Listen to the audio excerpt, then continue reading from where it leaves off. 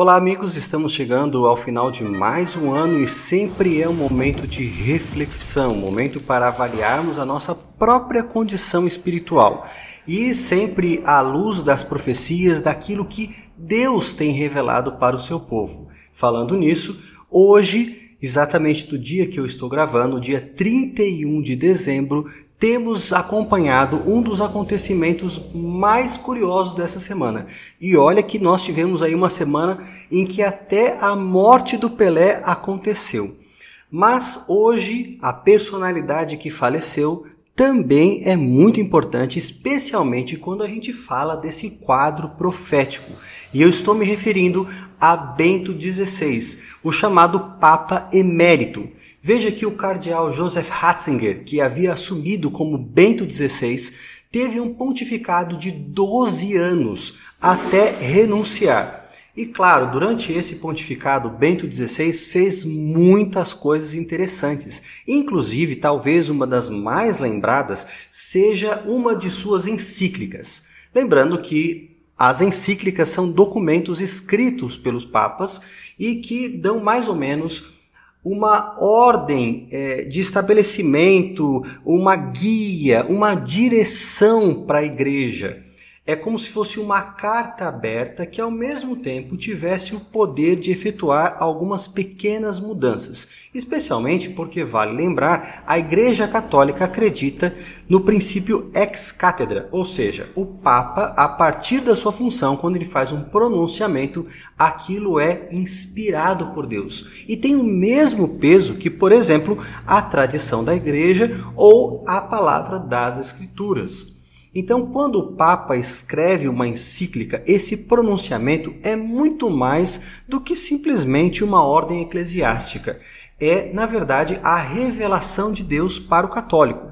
E nessa encíclica, Caritas in Veritate, que foi promulgada em 29 de junho de 2009, o Papa Bento XVI fala algumas coisas muito interessantes, especialmente para você que está acompanhando a profecia. E tem vídeo aqui no canal também falando sobre as encíclicas do Papa, e se você tiver algum interesse em se aprofundar mais no assunto, na minha página no academia.edu, eu também fiz análise de 2 encíclicas do Papa Bento XVI. Os artigos estão ali disponíveis e você pode ler em PDF gratuitamente. Nessa encíclica Caritas in Veritate, ele faz uma homenagem a Populum Progressio de outro Papa, o Papa Paulo VI, que havia sido publicada em 1967. Em ambas as encíclicas, você percebe uma ênfase muito grande na chamada doutrina social da Igreja Católica. E há um capítulo muito interessante na Caritas in Veritate, onde o Papa fala sobre a necessidade gerada pela crise econômica mundial. De acordo com ele, essa crise requer uma autoridade moral mundial. E claro, quando o Papa sinaliza isso, ele está acenando para a ascensão da Igreja Católica, o que converge com o interesse dos estudantes das profecias, uma vez que, especialmente dentro do historicismo, corrente que entende a atuação de Deus ao longo da história, as profecias vão se cumprindo e dentro desse quadro profético, a atuação do papado voltaria a ser decisiva nos últimos dias. E eu tenho vários vídeos aqui no canal onde eu falo sobre isso, inclusive explicando a possibilidade de decretos dominicais no futuro, vendo que isso não é apenas um devaneio dos pioneiros adventistas lá do século XIX, mas que cada vez mais estamos diante de uma realidade com todas as peças diante de nós, montadas no tabuleiro e prontas a seguirem os seus movimentos. É interessante que um pouquinho antes dessa declaração feita na Caritas in Veritate, Carl Anderson, um articulista, publicou no site católico extinto, o site Zenit, um comentário muito curioso sobre a visita que o Papa Bento XVI havia feito aos Estados Unidos. E olha como esse comentário nos ajuda a entender aquilo que Bento XVI afirma sobre a necessidade de uma autoridade moral. De acordo com ele, com Carl Anderson, a visita do Papa teve um impacto muito positivo e agora os norte-americanos já queriam saber algumas coisas, algumas opiniões do Papa a respeito de assuntos como, por exemplo, aborto, que é sempre um tabu pensando em catolicismo e sociedade contemporânea. E de acordo com Carl Anderson, ainda nesse mesmo artigo, ele faz uma espécie de conclusão dizendo que os americanos querem uma sólida autoridade moral. Olha como as coisas se encaixam. O Papa diz, por um lado, na sua encíclica, que o mundo precisa de uma autoridade moral. E um exponente católico afirma que o Papa é essa autoridade moral que as pessoas estão buscando. Veja que curioso, então, o Papa, na verdade, está preparando o terreno para a ascensão do Vaticano ao posto em que ele estava durante a Idade Média, como regente das nações, como soberano entre os povos. E é interessante porque boa parte do pontificado de Bento XVI caminha nessa direção, fazendo movimentos políticos e se colocando como intercessor das nações. Mas, apesar de todo esse empenho do teólogo alemão, no dia 11 de fevereiro de 2013, Bento XVI acaba renunciando. A sua alegação é de que ele não tinha mais forças para continuar o seu pontificado. E essa renúncia foi também algo histórico. Apesar de ter acontecido aí há aproximadamente 10 anos, quase 10 anos, essa renúncia ainda é muito lembrada. Especialmente porque um Papa não renunciava há quase 600 anos. O último a ter renunciado foi Gregório XII, no ano de 1415. E essa renúncia também mostra um pouco de como estava o estado anímico do Papa, uma vez que ele já estava assim, enfrentando diversas oposições, especialmente por causa de suas declarações duras, pouco flexíveis, especialmente comparadas com o seu antecessor, o Papa João Paulo II. O que Bento XVI tinha de firmeza, de afirmar de forma absoluta algumas verdades católicas, ele tinha pouco em jogo de cintura, em carisma. E nesse sentido, a partir de 13 de março de 2013, o mundo conheceria o seu sucessor, o cardeal Jorge Marco Bergoglio, que na verdade assumiu com o nome de Francisco, e é o Papa que está atualmente exercendo o pontificado. A diferença entre os dois é muito notória.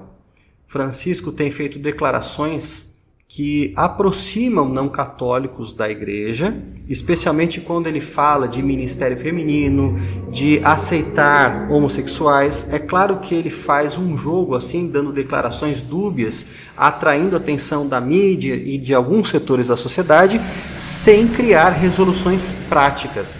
Mesmo assim, ele tem sido visto como um Papa mais mente aberta, como uma pessoa disposta a abraçar essa sociedade em mudanças. Por outro lado, para os católicos mais tradicionais, o Papa realmente era Bento XVI. Francisco sempre foi visto com um certo desdém, com desconfiança, como se ele fosse um impostor.